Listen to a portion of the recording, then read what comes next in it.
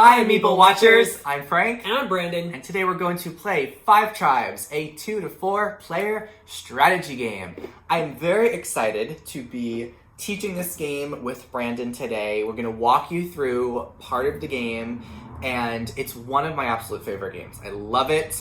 It's worker placement, but with a twist. So before I go into the how to play, let me first just set up what the theme is.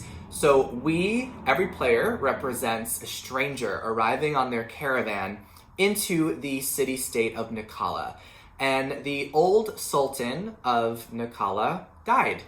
And we are now fighting to become the new sultan of Naqala. And the way we do that is by maneuvering all of the board and moving the different tribe tokens, which are represented by these 5 differently colored meeples. We love meeples. We are the Meeple Watchers. So yes. This game features lots of meeples. So we will be maneuvering these meeples around the board to accumulate points, to also buy different genies, which we'll go over in a little bit, and to overall rack up as many points as we can so that way we have the highest number of victory points at the end of the game. So we've set up all of the game tiles here. We've also lined up what are called resource cards. So you line up 9, and then you have the draw pile that stands right next to it. You arrange the 3 genie cards that are next in the deck, and then you also set up the bid and turn order tracks, which we will go over as well. Each player gets to start with 50 coins, and we also get to start with 11 camels. So camels are what we put on a tile whenever you take ownership of it. Super cute. There are 11, and one of the ways the game can actually end is when someone places their last camel. That would indicate the last turn of the game. Okay, so one of the first things you do as well for setup is to put the meeples on the board. So unlike most worker placement games where you have to put the meeples on the board spaces to get actions, the meeples are already going to start on the board, and we're going to have to maneuver them. So the game comes with this little black bag over here. I'm going to put those 5 meeples in here. So there's a whole bunch of meeples in this bag, and we must randomly pick out meeples from the bag, and we're going to put 3 meeples on each of the spots. So why don't we go ahead and do that?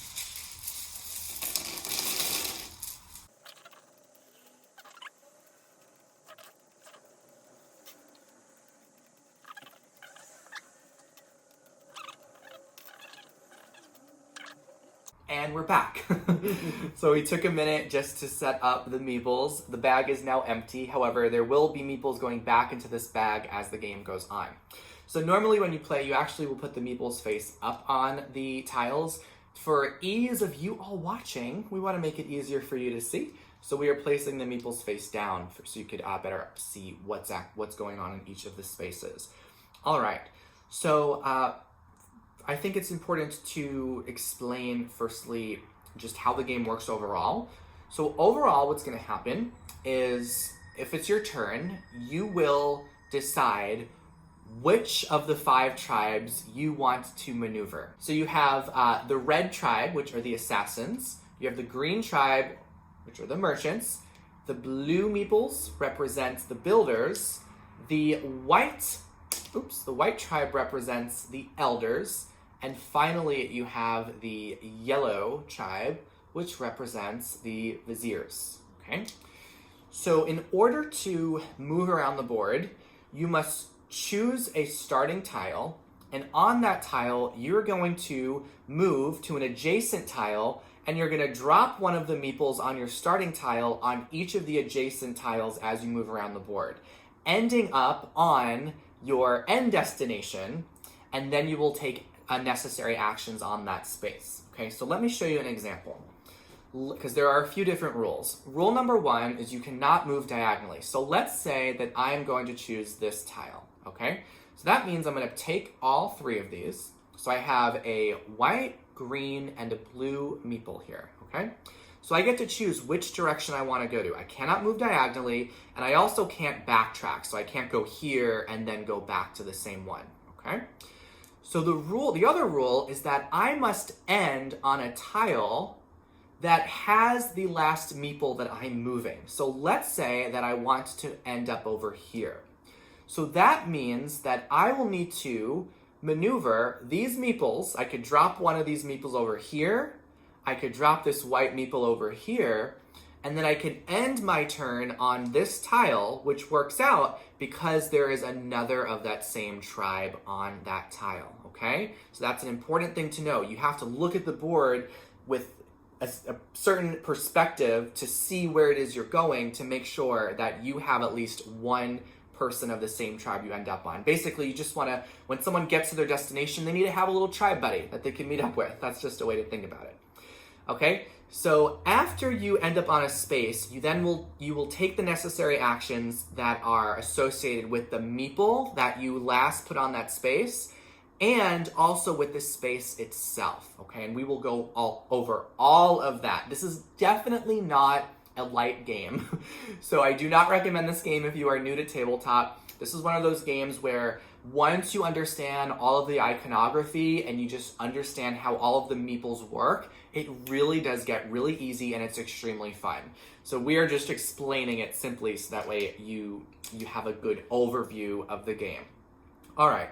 So whenever you do end up on a space, as I shared before, you will take the action. So let me just go ahead and do that as practice. You first take the meeple that you last put on the space and any other of that same colored meeple. So in that case, there was only one other green meeple here. So I'm going to take that and that gets removed from the board. Okay, so throughout the game, meeples are going to be taken away from the board. So after you do that, the next thing you do is you activate the action of that tribe. Okay, so remember, green are merchants. So I'm going to go over what all of the different colored meeples do. So a green merchant, when you take that off the board, you get to take the next up resource cards, depending on how many meeples you got. So in this case, I got 2. So I would just take these 2 cards over here. I would take these 2 cards. Okay, you just start from left to right, and if I were to have ended on a spot and there were 4 green meeples, I would take the next 4 available resource cards, and those would become part of my hand. Okay, and resource cards are a great way to accumulate lots of points by the end of the game. So for now, that's what the green merchant meeple would activate. Okay, so let's go over what the yellow vizier meeple would do if you were to finish up on the last tile with your vizier. So let's say that I'm going to choose to start here. Okay, I'm going to go from space to space. Now, you do not need to have a meeple of the same tribe on your traveling spaces, only on your end destination space. So I could put this white elder meeple here, even though there are no other white meeples on that spot. I could drop a red one there, and then I can end on this space because there is another of the same tribe. So the way the viziers, the yellow meeples, work is they give you points at the end of the game. So you actually keep these meeples in front of you. They've just become meeples that hang out in front of you. And at the end of the game, you get 1 point for each vizier that you have remaining in your pile. Okay, so you get 1. Now you also 1 point for each. Now you also, if you have more viziers than other players at the end of the game, you get 10 points for every opponent in which you have more viziers than. So in this case, if I were to end the game with more vizier tokens, meeples, than Brandon, I would get 10 extra points. If we were playing with 3 other players and I had more yellow meeples than all 3 of the players, I would get 30 extra points at the end of the game. So there's potential to get a huge bonus with the yellow vizier meeples. Okay, so that's how those work. Let's go ahead and just put everything back. Okay, next let's talk about the white elder meeple. So let's say that I want to start here. Okay, I'm gonna go, I'll put the yellow one there, I'll put the red one there, and I'm gonna end the white one on this tile, which I'm allowed to do because there's another white elder on the spot. So that means I take them off the board, and just like the yellow vizier meeples, the white elder meeples go into my hand. So they hang out in front of me with the other white or yellow meeples that I have.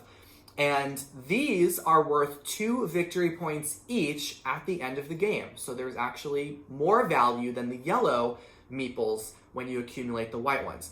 There's also power that the Elder Meeple has, because if you land, we didn't go over what the tiles do, but if you end your turn on a sacred site, which means any tile that has one of these icons, these are called sacred sites. And as you can see, there's about a handful of them scattered throughout the board. So whenever you finish a turn on a sacred site, you will have the option to spend 2 of your Elder Meeples to buy one of the Genie cards. And the Genies give you a ton of amazing powers and also victory points, which we will go over. Okay, so in addition, if you don't have enough to afford a Genie, you can spend 1 Elder and 1 of these Fakir cards. So Fakir cards show up in the resource cards. In addition to the goods, you get to hold onto Fakir cards throughout the game, and you could use them to basically just give you a little extra power if you're lacking meeples. So you could spend 1 meeple and 1 Fakir card to buy a Genie when you land on a sacred site, or spend 2 elders. All right, so next let's go over the red assassin meeples. Okay, so those add a really interesting twist to the game. So let's just do a simple 3. Where could we do that? Perfect. All right, so if this is my starting tile, I could decide to drop a green meeple there and drop a blue meeple there, and then I'm gonna drop a red meeple there. So notice that there are 3 red meeples. That's pretty awesome. So I'm gonna take those 3 off of the board.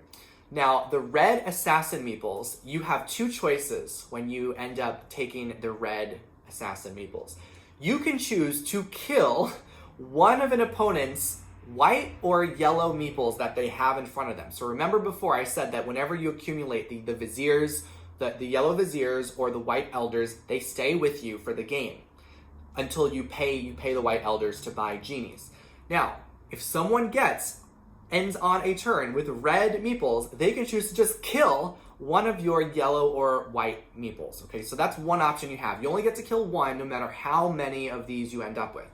As another option, maybe the player is a little bit friendly or there are no meeples to kill off from your opponents, you can kill a meeple off of the board, okay? So depending on the number of meeples that you end your turn with is how many, basically the range in which you can assassinate. So if we ended here and I have 3 meeples, I can kill a meeple that is 3 spaces away from the spot that I am now. And again, you cannot move diagonally. So I'm able to kill a meeple that's here because it's only 1 space away. And when I say kill, you just pick 1 meeple and you take it off the board. It just gets removed, which could actually allow you to get a really amazing bonus by getting ownership of another tile, which we'll get to in a little bit. So blue represents the builder meeples. It took me a moment to remember that one. All right, so let's say that you end a turn doing this. So we're gonna leave 1 yellow there, we're gonna put a blue there, and then we're gonna end here. Notice there's another blue. So just like all the other meeples, you take that of those color off the board. You are not taking all of the meeples, you just take the ones of the tribe that you ended up with. You take that off the board, and these go back into the bag. And the way blue builder meeples work is you multiply, you get points. You get a lot of points when you play these. So first of all, you look at all of the adjacent tiles, including the tile itself, and you'll notice that in the top right corner of each tile, there is a number in either a red or a blue background. So you count up the number of tiles that are adjacent, including this tile that you ended up on, that have a blue background. So in this case, it would be 1 over here, 2, and 3. 3. So the maximum you could possibly get is 9. So we got 3, and then you multiply that number by the number of builders that you just took off the board. So in this case, 3 times 2 would be 6. Now, one of the cool bonuses that you can also do to get more points when you play a builder is if you have any of these Fakir cards, you could basically pay as many of those as you want and you have to add another point to your multiplier. So instead of it being 3 times 2, in this case it would be 3 times 3, so it would give you 9 points. So your Fakir cards can really come in handy whenever you are playing a builder card. Whenever you play a Fakir, you just discard it, and if you were to finish going through all the resource cards, you would shuffle them and then go through them as you continue the game. So those are how the 5 different tribes work. Hopefully you're with me so far. I promise it is not as scary as it might sound. It really is a ton of fun once you get the hang of it. So as we shared so far, on your turn, you choose a tile, you pick up all the meeples from that tile, you move them around to adjacent spots, you don't go diagonally and you can't backtrack, and you end on a tile that has another color of the meeple that you end on that tile with. You activate the meeple, which we went over. The next thing you do is you do the action of the tile. So meeples have their own actions and tiles have their own actions, okay?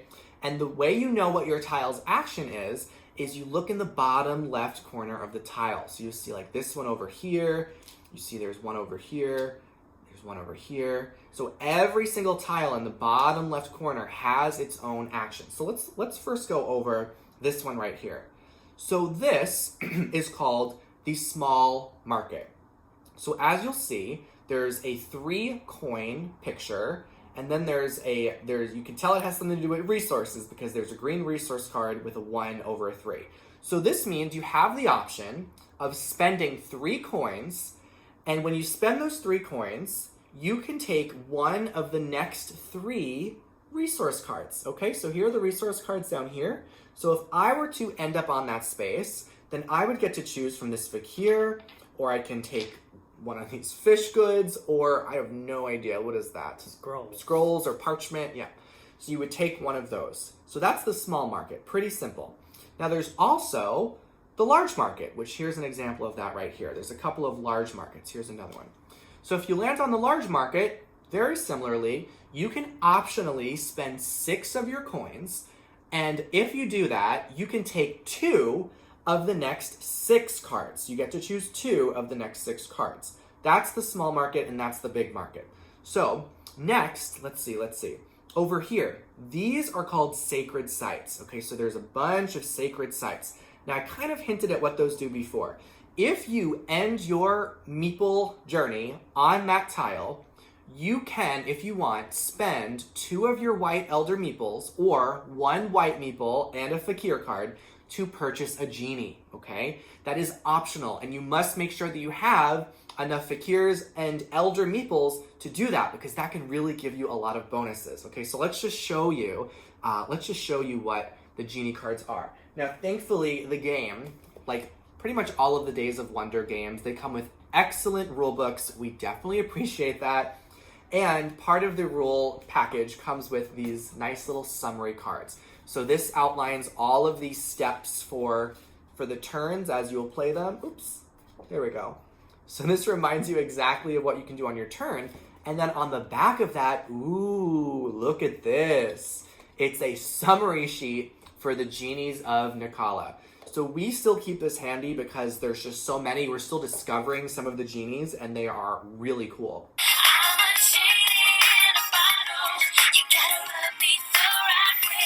So for example, this one, they all have really cool names. It looks like this one is Boaz. So the icons really do help in understanding what the genie does. So this one, basically if you have it, then you are immune to having your elders or your viziers assassinated by another player.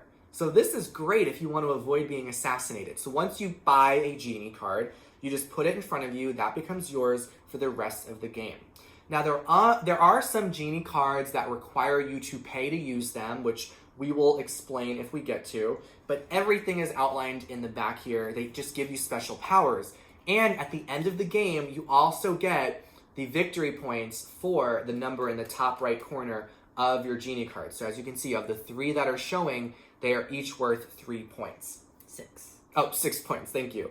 So we went over the small market, the big market, we went over the sacred sites. And I think the only thing left are the oases and the cities. Okay, so if you end your turn on a tile like this that has it's an oasis. So if you end on there, you just take one of these palm tree tokens. Ooh, look at that.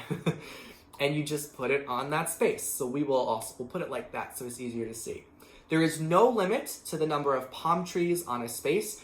What that does is it just makes that tile more valuable. I think it actually adds 3 points, right, for every palm tree that you have. Yes. Okay. So you add a palm tree. Now, similarly, if you end on a tile that is a city, you put, like this picture represents, you're gonna add a palace to that city. And that means that whoever ends up owning that tile at the end of the game will get 5 extra points. And again, there is no limit to the number of points that the number of palaces that you can put on a city. So speaking of owning a tile, let's go over that. So we went over what all the meeples do. We went over what all of the tiles do. We talked about the genies. Let's talk about exactly how to own a tile. So Brandon's arranging it beautifully. So let's say that I'm gonna move this set over here, and I'm gonna move it this way. So if you, on your turn, while you take the meeples of the color you end up with away, and there are no more meeples on that space, you claim ownership of the tile. And this is the coolest thing ever. You get to put a camel meeple on that space. So we all start the game with 11 camels. So I have 11 pink camels. There's actually one extra I didn't grab, but there's 11. Brandon has 11 blue.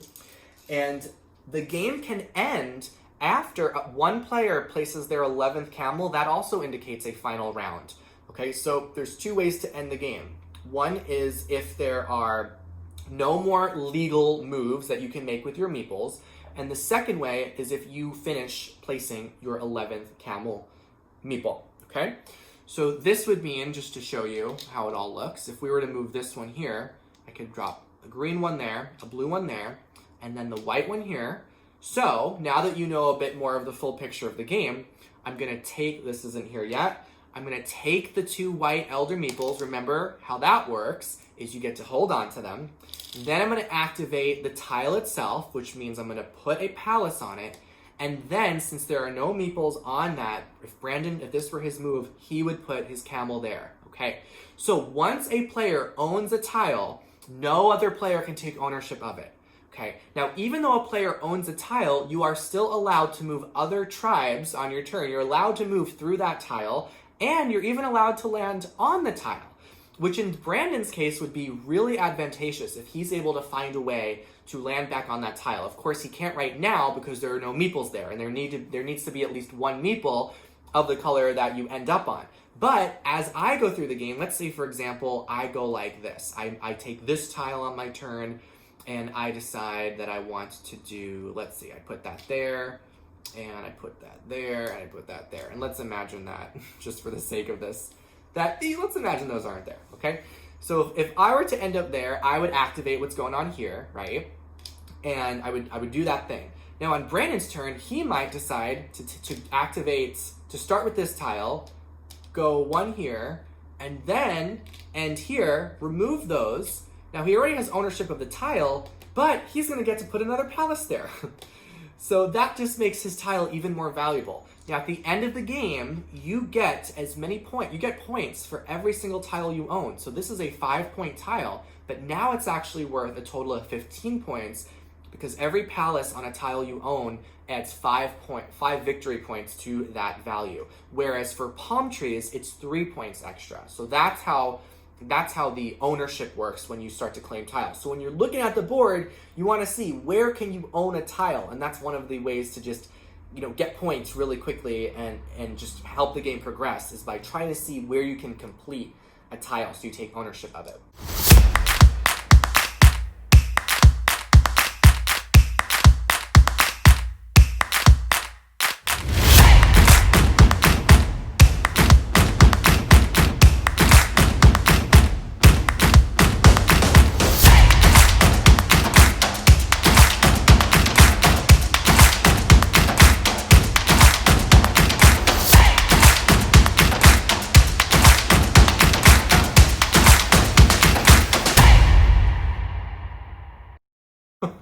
There's still one more thing you need to explain. What do I need to explain? How we... Okay. How to actually do the turn order. Yes. Okay, so there is one, and this game, again, it is so good, and we're going to show you now, and it's going to start to make sense. We'll show you just a little bit. We won't go through the full game. But these lovely looking tokens over here, they determine the turn order of the game. And that is also part of the strategy because you can bid if you want to go first or second or third or last, you can bid. So with 2 players, we're each going to take 2, we're each going to take 2 of these. If we were to play with 3 or 4 players, then we each would only have 1 of these, okay? So how do we, do we just randomly put them here to start? I think that's what we do, right? Okay, so since Brandon is going to be first, right? So Brandon's going to look at this piece over here. Let me hold it up so you can all see it. There it is. Lovely. Okay. So he's going to decide which space he wants to claim. Now, the turn order is decided from right to left. From right to left, okay? So let's say that Brandon really wants to go first and he is willing to spend whatever it's going to take for him to go first. He could choose to go here and spend 18 coins, and then he has claimed the first spot. Now, we have never done that. We've never done that, but we've only played with 2 people. Maybe that would be advantageous if you have more people. But let's say Brandon doesn't care at all which order he plays in. He can just go right here, and it's going to cost him 0 coins. So you don't want to spend coins when you don't need to. You only want to spend coins if maybe you have a strategy or there's a move that you want to get before someone else. So that's how you would determine the turn order. So how about we just start going and we'll explain things as they come up. So you go ahead and choose which of the turn order you'd like to have. Okay. I will pay 1 to move into 1. Okay. Okay, so let's just imagine that you were here. All right, I forgot that you were blue. So I am the next 2. So actually, let's just do it every other. So it's just a little more balanced. So since I am next up here, remember, this does not determine the turn order. This does. Okay, so this is just the bidding order. So let's see. I am going to, you paid 1. I'm going to go here. I'm going to pay 3 now. So right now, I am going to be the first player. I'm going to pay 3 coins. And next up is Brandon for bidding. So Brandon's going to bid. Now, he could go here. You can't bid on a spot someone already bid. But he could choose to go right here on this 5 point. He could pay 5 coins, and he would then be the first player. Or he could just decide to go on the 0 spot. So where are you going to go? I am going to go on 0. 0, okay. And I am also going to go on 0. And there's one interesting thing when you do that. So you can see there's little arrows here that kind of indicate what happens. So if another player goes on 0, they actually wouldn't go to the next facing 0. They go on the first one and they bump down any other players on the other 0s there. So I'm going to just kind of nudge my way there. Brandon would go down to this 0. And now we have established the turn order. So since I am the first player, the first thing I do is I take this and I'm going to put it on here. So the first player becomes the first bidder of the next round. Okay, so this is just going to determine the order of bidding for the next round. And now I get to actually play. Oh my gosh. So I'm looking at the board and let's see. I'm looking at the genies. Okay. So what I'm going to do is I'm going to take this tile. I'm going to go drop 1 there, drop a blue there. I'm going to end up here. So I'm going to take the 3 white meeples, 3 elders. Those become part of my hand. I don't get to use them yet because I didn't land on a sacred site. But now I activate the tile itself, okay? So I am, I'm going to spend 6 to shop in the market. So I'm going to spend 6, and I get to take 2 of the next 6 that are up. I'm going to take a fakir, and I'm going to take, I'll go for the other fakir. Okay, and you do not replenish the cards until the end of a round. So now Brandon's going to start by taking his little token there, putting it on spot 2, and he's up. Hey, I'm going to take these 3 and go 1, 2, and 3. I'm going to pick up the 3 Viziers. Nice. And pay 6 to get 2 of these. So he is now activating another big market. I'm going to take these 2. Pretty. Okay. So, okay. I'm going to move this. So, I'm going to leave Here I go. I'm taking my 4 meeples on a little journey. Drop one there. Drop one there. Drop one there. I'm going to end up here. So first I'm going to activate, I'm going to take these meeples away. I'm going to activate them so they are red assassins. Okay? So I can kill a meep. Brandon doesn't, Brandon does actually. I'm going to kill one of his little yellow guys they just got. So that is now removed from the game. And since, and actually let me do the tile first. So again, it's a big market. So I am going to spend another 6. We're doing a lot of big markets right now. And I get to take 2 of the next, basically 2 of what's left over. Okay. So I suppose I will take I'm going to take these 2. And now, look, there's no meeples left. So I am going to put one of my camels there to indicate that I now own that tile. And at the end of the game, I'm going to get those 4 points. And Brandon's up. I love this game. I just love it. All right. I am going to take... Ooh, 5. Nope. I'm going to move this one. Wow. Get 3 of the 3 elders. And I get to put a palace on that spot. Okay. Excellent. So you are racking up on elders and viziers right now. So since we have finished a round, we do what's called cleanup. First, you would restock on any genies, which there are still 3. There can only be 3 showing. The next thing you do is you slide over the showing resource cards, and you replenish them so that way it goes back up to 9. All right. So 1, 2, 3, 4, 5, 6, 7, 8, 9. All right. And I think after that, we now go to bidding. So you start in order. So I am the first bidder. And I am going to bid, let's see, I'm going to go for the 3. I'm going to pay 3 to take that spot. Now remember, I don't know if I actually said this. Each coin is worth a victory point at the end of the game. So you do not want to spend coins when you don't need to when it comes to the bidding. Okay, so I'm going to spend those. I'm going to spend 5 to go on the 5. Okay, interesting. I'm going to spend 8 to go there. So 5, 6, 10. Okay. And there's no use to spend 1 because I would be in the same spot if I put 0. And I am not going to spend 12 right now. I know. So 0. 0. All right. So I get to go first. I wonder if we were eyeing the same thing. Do you know what I'm going to do? No. Oh, okay.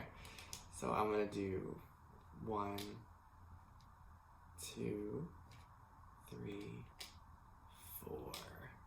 So I'm going to take off these red meeples. I'm going to kill, let's see, one of yours again. What do I want to take away from you? I think I'm going to take away another one of your yellows. And I get ownership of that spot. And there's a palace on it, which is really cool. All right, so that's my turn. And now Brandon is up.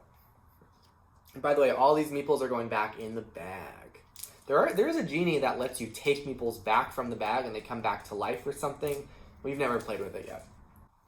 I guess I will do that. 1, 2, 3, 4. Spend 6 to get 2 of these. What were the meeples? The yellow ones? Yeah, okay. Yellow ones. I haven't done that yet.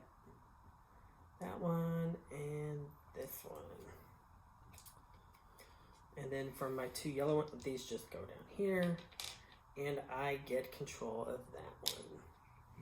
When he says control, we can still land on it, we can still activate it, just no one else can put their camel there. Okay, so what do I want to do now? I think I'm going to do this. Take this one, go 1, 2, and then 3. Were you I was going to do that next. Oh, I just noticed that one. Sorry. All right, so this is a blue builder. So I get 3, and I am thinking of spending my 2 fakirs. So it's going to be 5 times 1, 2, 3, 4. So that means 20 points. It's the 5 of these times the blue tiles that are adjacent, including the one itself. So that's a good 20 coins right there. Yeah. So there are a lot of games in which it is advantageous to be first. This is one of those games. Usually I don't care. Like, he always wants to be first, so I just let him go first. This one, I like to go first. Time. Okay. So I'm gonna move your little blue thing. Got a blue one here. Blue one there. No. Green one there. A white one there. A blue one there. And a red one here. Wow. So I'm going to take these 3 red. And I'm going to kill his white one. Rude. You already killed 2 of mine. And I get to put a palace in that area. Yes. And now we go to the next round? Yep. Okay. So we are cleaning up now. Cleaning up. Okay, so we're now going to complete the game off camera, and we will come back at the end to show you how end of game scoring goes. So see you in a little bit. And we're back. About 45 minutes later, we actually played through the game. It was pretty intense. I think we both played rather well. As you can see, the board is stacked up with camels, with palm trees, with palaces. So, and we also have a lot of resource cards that we've collected. Brandon particularly got a ton of genies. So we're gonna walk you through final scoring right now. But it was really a fun game. You've got to give this a shot. Yeah, I haven't played this way before. I usually only get 1 or 2 of these genie cards, and I got a bunch of them. Yeah, you just kept buying them, and he's like, I don't even care what they do. They're just worth points. Yeah. So the game comes with a really helpful end of game scoring sheet. So we are just gonna go piece by piece. First of all, gold. Well, just real quick, the reason why it's over, even though we both still have camels left, is because there's no more moves on the table. Yeah. There's 2 viziers and 1 elder, and none of them can move, so that's why the game is over. Yeah, I still had 3 camels left, Brandon still had 4, and I think every time we've played, this has been how it's ended, just no more legal moves left. Yeah. Alright, so the first thing that we score is our end of game coins, okay? So we get 1 point for each coin. 0. Oh, you landed with 0! Okay, you spent a lot. I wanted to do the last 2 moves. Yeah, so you spent a lot. Alright, I ended up with 12. So I'll just put here. So I get 12 points for that. Next, we get our viziers. We get 1 point for each vizier. So I have 1, 2, 3, 4, 5, 6, 7. How many do you have? 5. Okay, so we'll just plop those back. So that means I get 7 points plus 10 because I had more than Brandon. So 17 for me, and Brandon gets 5. Elders, we get 2 points for each of our elders. I ended up with just 1 elder. 2. All right, so put those in the bag. Brandon gets 4, I get 2. Oh gosh, genies. So I got 2 genies. I got a 6-point and 8-point genie, and that gives me 14 points for my genies. So I'm gonna have, oh goodness. 10, 20. Whoa. 36. 42. 42. 48. Whoa. Brandon really did collect the elders up during the game. He just kept getting all these white tribe members. I'm like, what? The white elders. And now I see why, because he just kept getting in all those genies.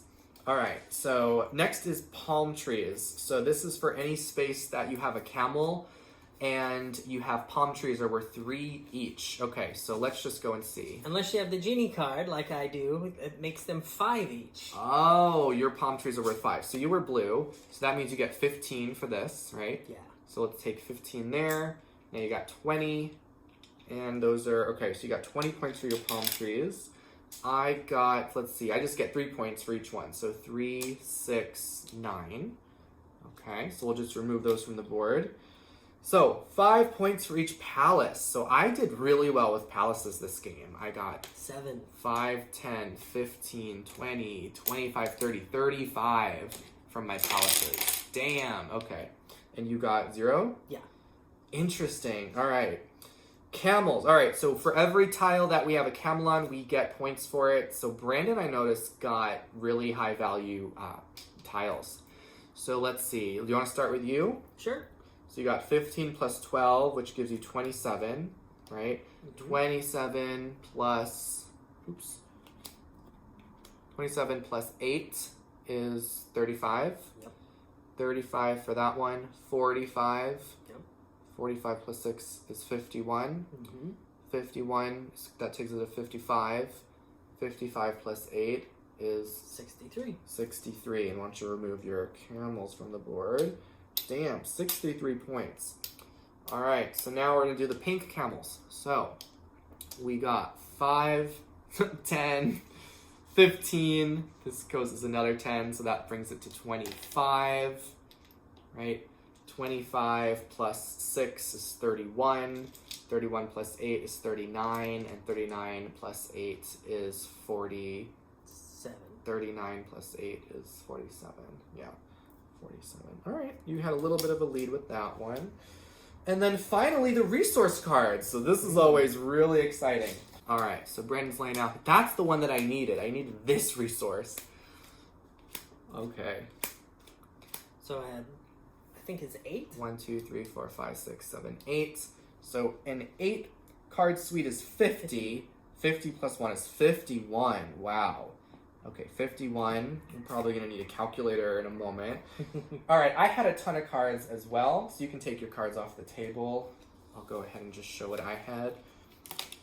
So I had 1, 2, 3, 4, 5, 6, 7, 8. So that's going to be 50.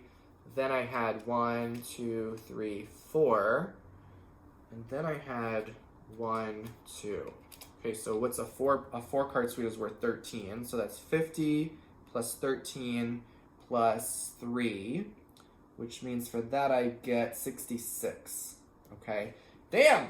So now we have filled out all these different ways to score. And I love all the ways that you can score in the game because it really does. You don't know until the end. There's so many strategies that you're trying to accomplish throughout the game.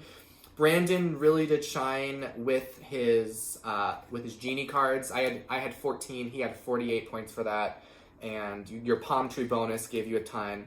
For me, the having those palaces, I had 35 to your 0 with that, and everything else was kind of close. So Brandon's total. Let's do a quick math. So Brandon got 201. Nice. That was way higher than last time. You got 159. All right. Let's see. I got 29, 89 plus 47.